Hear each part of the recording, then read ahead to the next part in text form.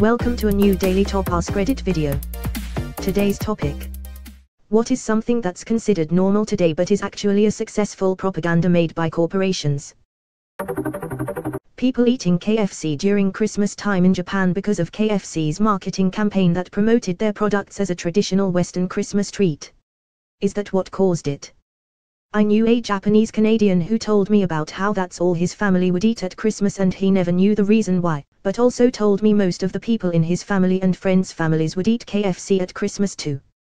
There was a KFC franchise owner that was trying to promote his product. He knew that most Americans eat turkey during Christmas, but he lied and said that they eat fried chicken. There's a bit of an American fetish in Japan, so people were eager to emulate American customs.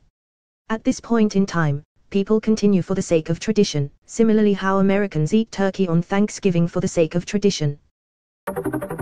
Everything about wedding and engagement rings. Also funerals. When my mother-in-law passed, I was shocked at the prices and emotional blackmail. My father-in-law is an old salty bastard and he was still struggling with saying no to so much bullshit. Companies like Intuit have lobbied to make sure filing taxes can't be free and easy. This is what I came here to say. I am filled with rage every time I have to do my taxes. I have never been able to do them for free. The free file option starts free, but I'll add a second W-2 or something and it'll be like, oh, now you have to pay us BC, that's too complicated for free file. There's a site called Free Tax User that is totally legit and costs nothing to file federal taxes. I've recommended it to everyone I know and all have been very happy with it. It's super easy to use as well. Check it out for sure. In Norway you only have to check the government's calculations of your taxes and file any deviations or potentially unreported income/wealth. Takes me about 20 minutes once a year. Same as Australia. Our employers pre-fill our tax information and we only have to check that it's correct and add any deductibles that we want, for example, money spent on petrol for traveling during work hours. Takes about 10 to 20 minutes. Plastics recycling. It was pushed by the plastics industry back in the early 70s when laws were about to be passed to deal with the environmental impact of plastics. In reality, a lot of the plastics that have a little recycling symbol on them are not feasible to recycle at all. They are still pushing the lie to this very day. https://u2.be/dk3noegx70. I work for a zero-waste/recycling company. It was really upsetting to learn that most recycling plants have ancient technology that only recognizes recyclables via shape. They are only programmed to recognize the classic bottle shape, so anything with a mouth as wide as the container, think yogurt containers, aren't recognized as recyclables and are thrown out. So before you waste a bunch of water to clean out containers for recycling, check and see what actually gets recycled where you live. Edit, CU/milk_life's comment below. They work in the recycling industry and would obviously have better information than me. It seems that in roughly 2020, during the pandemic, the domestic recycling industry for plastics in the US is seeing a resurgence. Sounds like good news to me, and I hope it's a growing trend.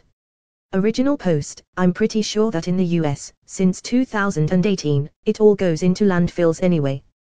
We used to ship our plastics to China for recycling, but they stopped taking them in 2018, and very few places in the US can deal with plastics recycling in a way that is profitable for them, so the vast majority just goes into landfills.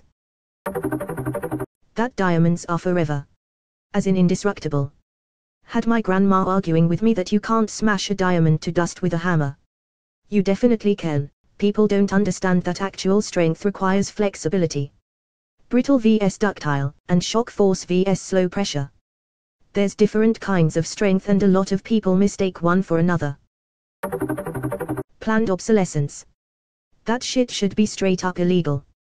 It's not just phones and other computer stuff, it's also farming equipment. Absolute fucking bullshit. Sending your DNA in for sequencing is a fun and easy way to find out things about yourself, at least according to companies who contractually retain the rights to any and all findings, don't give a shit about your medical privacy, and are constantly looking for ways to monetize that information. A friend of mine found out their dad isn't their dad, and that they were a donor IVF baby. Turns out the center used the donor a lot more than they were supposed to, and now they find another half-sibling every few months and it's like over 20 at this point. Oh my goodness, haha. How does your friend feel about this? Can the center get in trouble for doing that? So many questions. I was vehemently against doing this, but then my identical twin sister paid for her own, so now I'm documented somewhere even though I never wanted to, lol. You don't even need to be a twin. If you sequence yourself, you also indirectly sequenced approximate 1,000 people. That's how the police found a serial killer once in California, because some far-removed cousin was in a database. There's an interesting video about it, but I forger the title. Sugar industry blaming fatty foods for obesity, sparking the low-fat trends and ignoring how bad sugar is for your health. Edit. Wow, some great comments and dialogue sparked from this. I am definitely not advocating a sugar-free diet or a fat-only diet. Our food industry is a mess for many reasons, but the sugar industry, and corn via high-fructose corn syrup, was a big factor in starting a huge increase in obesity and addiction to sugars, as many people have posted about. Being poor did wonders for my palate. I spent a few years living on rice and beans and pasta and whatever veggies and spices I could afford to throw in. Drinking only water and coffee. After I got enough money to afford junk food again, I couldn't eat it because of how much sugar there was in everything. And how much salt there was in the salty snacks. I actually tried to make myself eat junk food to get back to normal, but then I realized how stupid that was. Our society's relationship with food is very strange. When the pandemic first hit, I was running low on funds, so decided to cut sugary drinks out of my budget. I'd been poor before I could survive off coffee and water. Holy shit, did it ever change my life for the better. Lost about 45 pounds in 3 months, changing literally nothing else in my diet. Went from 2 to 4 cans of iced tea a day to none. I have more energy, I'm feeling better, and I look a lot better too. Breakfast is the most important meal of the day was a marketing campaign used by Kellogg's to help sell their cereal. https www.mashed.com/2344731. Not sure how they expected people to believe breakfast is the most important meal of the day and just put milk on some dry overcooked grain and get it over with at the same time, but it seems to have worked. Edit. Thanks for the upvotes, remember to beat off before breakfast and not after. Thus the second part of the campaign, probably mandated by law, part of a complete breakfast. Nobody actually does that though. You just pour some milk over and call it breakfast. It was also invented to keep kids from masturbating. It works.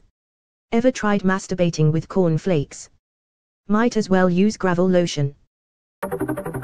Terms of service agreements example: when you buy a phone, do you read all 30 pages of your service agreement letting you know that they have basically proprietary control over everything you say and do? And you can't disagree with anything written, either. It's either agree to everything or you can't use our service/product, which is ridiculous. The law is bullshit in a lot of regards, and it sucks that nobody fights these big corporations or stupid practices. The worst part is usually when buying new electronics you see there are terms only after you've already bought the product. So at this stage it's either live with the loss of a few $100s or accept whatever it says. In either case there's little point to even reading the terms. Also, I'm very confused how these are legitimate since there's no signature. Some time ago there was a story about someone using a cat to agree to the terms and conditions by having a device that presses enter/space, which confirmed the terms, and having a cat around the house. The cat naturally at some point in time would accidentally press the button. So the person was not the one agreeing. In NZ we have a thing called the Consumer Guarantees Act. One of the consumer protections is that all payment must be agreed upon at time of purchase. I got a heart monitor recently, and when setting it up I realized that I need to share basically all my data with the heart rate monitor company constantly. Location, personal details, likes and even sleeping patterns are uploaded every time you use the device. I argued that since my data is valuable, this data collection was a price not agreed to at time of purchase and got my money back. Clovers being weeds. I read a while back that most weed killers can't differentiate between clovers and other weeds, they just kill all of them, so companies began emphasizing clovers as a weed so they could still sell their chemicals. I learned this fact on Reddit though, so take it with a grain of salt. It's true. Clover also adds nitrogen to the soil that fertilizers are used for now. So multiple types of chemicals. Clover lawns in my opinion are prettier than grass lawns. And in fact, they are better for the environment, require less water, and you don't have to mow. Clover is actually used as field cover when farmers are leaving a field fallow to recover. When they go back to planting, they just plow the clover back into the soil and it becomes a natural fertilizer. Actually, the entire idea of weeds is bullshit. Clover lawns can be really hardy in drier climates or sandier soils, but dandelions were specifically chastised because they are abundant. The entire plant can be used for food. Leaves are great for salads or cooked greens, roots for digestive teas, flowers can be added to all kinds of cooking, and they are actually more vitamin-rich than spinach or kale.